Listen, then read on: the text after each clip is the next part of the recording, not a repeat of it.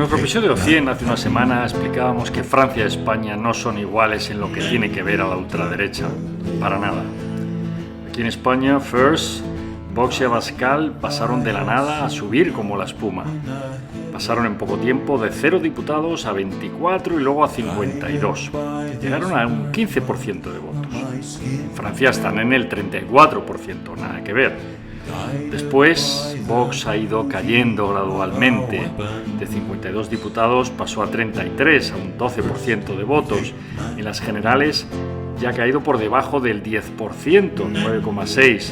Y las encuestas le dan todas en torno al 7%.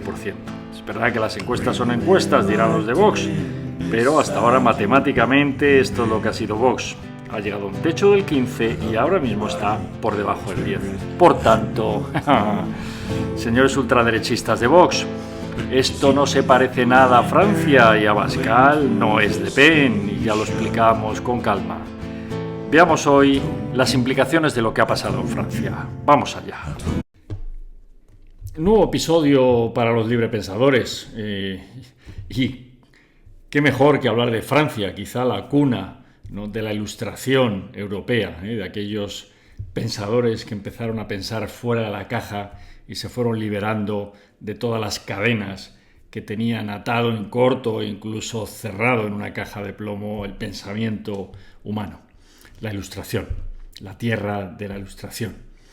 ¿Qué está pasando en Francia? Bueno, todos lo sabéis, lleva ya años, mucho más de los que pensábamos, con un voto bastante fuerte al partido de Le Pen, y esto nos puede hacer pensar, oye, esto se va a repetir en España, ¿no? Y de hecho, ¿qué más quisiera Vox que conseguir en España los resultados que Marine Le Pen consigue en Francia? Pero vamos a explicar brevemente hoy que las diferencias son muy fuertes. No voy a entrar en las 9 diferencias individuales que separan a Marine Le Pen de Abascal. Esto ya lo hicimos en el episodio 100 del canal y quien quiera, pues que lo consulte. Hoy vamos a explicar un poquito más con ojo de halcón, con más perspectiva, la situación de Francia. En primer lugar, recordad que Francia es un país mucho más rico que España. No solo porque sea más grande y tiene casi 70 millones de habitantes frente a los 48, sino que la renta per cápita está rozando los 50.000 euros, que más, casi el doble que la española, o por lo menos mucho mayor que la española. Es decir, son mucho más ricos. Se jubilan antes. Tienen una esperanza de vida muy larga. Tienen unas pensiones muchísimo más altas que los españoles, casi el triple, pero vamos, más del doble. Es decir, que uno podría pensar, bueno, si están tan bien los franceses, ¿por qué parece que una parte importante está tan descontenta? Pues bien, Marine Le Pen es una mujer, lo primero que hay que decir, y que con una sensibilidad alta y con una inteligencia. Lo primero que hizo ya hace décadas es separarse de su padre. Su padre era esa derecha dura, antisemita, prácticamente se vinculaba o se relacionaba casi con los nazis alemanes, es decir, que hubiera sido de aquellos franceses que colaboró con la invasión alemana. Era un hombre muy contra la inmigración y también yo diría que antisionista y puede ser que antijudío. Su hija se aleja de esto, quita cualquier vestigio de partido confesional. Su hija además claramente ha defendido los derechos de las mujeres, ha defendido la bandera LGTBI. Ha votado ella a favor de que el aborto sea un derecho constitucional. Es una mujer republicana a tope. En ningún momento quiere o tiene visas de volver a la aristocracia francesa, los nobles, los borbones, los reyes. No. Y además, claramente quieren reducir el papel del Estado. En Francia el Estado es muy grande, muy central. Pero esto aplica tanto a la izquierda como al centro de Macron, incluso a la derecha, a los republicanos. El Estado francés no hace más que aumentar. Es un país centralista y hoy por hoy Francia, el 58% del PIB, corresponde a la parte del PIB que gestiona directamente el Estado. En España no hemos llegado ni siquiera al 50%. Por tanto, grandes diferencias estratégicas y de planteamiento entre Le Pen y Abascal. Otra cosa es que luego a la hora de constituir mayorías en Europa pues les interesa, ¿no?, unirse para tener más fuerza que los conservadores o que los socialistas. Pero eso son maniobras tácticas. Francia, por otro lado, el gobierno, que lleva bastantes años, es del centro. Es el partido de Macron, que sacó una mayoría aplastante hace 2 legislaturas y en la última legislatura ya no ha tenido esa mayoría absoluta aplastante, pero sigue teniendo mayoría. Es decir, un partido de centro.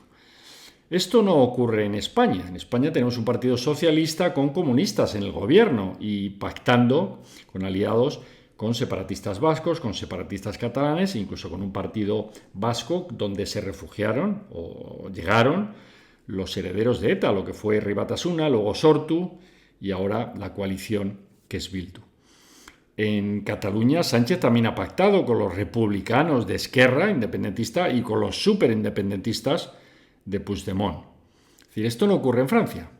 Y a pesar de eso, a pesar de ser un país rico, a pesar de ser un país más moderado en política, vemos que la ultraderecha está ganando claramente al centro, más que doblarle, y también incluso a la unión de todas las izquierdas en el Frente Popular. Esto no está pasando en España, no tiene nada que ver. Por tanto, que abandonen toda esperanza la gente de Vox de que aquí van a poder sacar un 30 o un 35% de intención de voto. Para nada. Por mucho que muchos empresarios de entorno de la esfera de Vox, Luis del Rivero y otros, tienen sus apuestas apostando a que Vox va a adelantar al PP, ni por mucho que fumen o sustancias que ingieran, esto va a ocurrir. Además, en Francia el problema fundamental que está detonando este progresivo crecimiento del voto de la derecha dura, de la derecha extrema de Le Pen, es la inmigración. Pero esto no ocurre en España, y me explico. La inmigración en Francia la inmigración musulmana lleva más de 50 años. Desde que Argelia se independizó en aquella sangrienta guerra, están llegando argelinos y muchos musulmanes a Francia. Y también subsaharianos, de los cuales una parte importante también son musulmanes, ¿no? Y esto es un problema porque cuando tienes una forma de pensar y de ver el mundo marcada por la religión, aunque hayas nacido en Francia, como ya las segundas generaciones de musulmanes o incluso la tercera generación, pero vives en tus guetos porque eres más pobre, insisto, el francés medio es muy rico, pero para vivir bien en París pues hay que ganar mucho dinero, si no te vas a una banlieue, a una barriada de estas bastante pobre. Pero incluso en Marbella, las banlieues de los musulmanes están muy separadas del nivel de vida de un francés prototipo, que tiene su casa de verano, su casita para esquiar en los Alpes, que vive muy bien, que viaja por el mundo, que tiene grandes pensiones, que se jubila pronto, antes con 60 años. Los musulmanes no, están trabajando de sol a sol, ganan menos dinero y por tanto tienen un rechazo ya económico. Pero es que además tienen un rechazo ideológico. Ellos perciben Occidente y Francia como decadencia. Recordad que Francia es el país pues, del destape, ¿no? De la pornografía, de muchos temas, de la liberación de la mujer, acordaos, pero ya en los años 60, cuando aquí en España todavía las mujeres vestían de negro. Acordaros de el mayo francés, hace el amor y no la guerra. Todos estos valores franceses golpean fuertemente la conciencia de los musulmanes. Por tanto, si estás en una barriada, eres pobre, tu forma de defenderte es reforzarte en tus valores. Y esto es lo que está haciendo que la sociedad francesa prototipo poco a poco va diciendo, oye, nos están invadiendo estos musulmanes. Hay barrios donde ya no se puede ir con seguridad por la noche, a veces incluso de día. Hay barrios en París donde no va ni la policía. Y esto ocurre en otras ciudades del norte de Francia y del sur, que es donde antes ganaba Le Pen. Pero es que esto se está extendiendo. Insisto, esto en España no ocurre. En España tenemos una inmigración fundamentalmente de nuestros hermanos de Iberoamérica, que vienen aquí, hablan el idioma, tienen los valores del catolicismo. Somos una sociedad del mestizaje, nos hemos mezclado desde el descubrimiento de América, y por tanto es mucho más fácil para un iberoamericano integrarse en España. Aparte aquí la diferencia del nivel de vida no es tan alto, es decir, que es que cualquier trabajador de la construcción o de oficios hispanoamericano gana más que un licenciado en medicina que hace sus prácticas en el MIR, o más que un abogado español que a lo mejor está en un bufete haciendo prácticas y no le pagan ni el bocadillo. Algunos le dan el bocadillo, otros ni eso.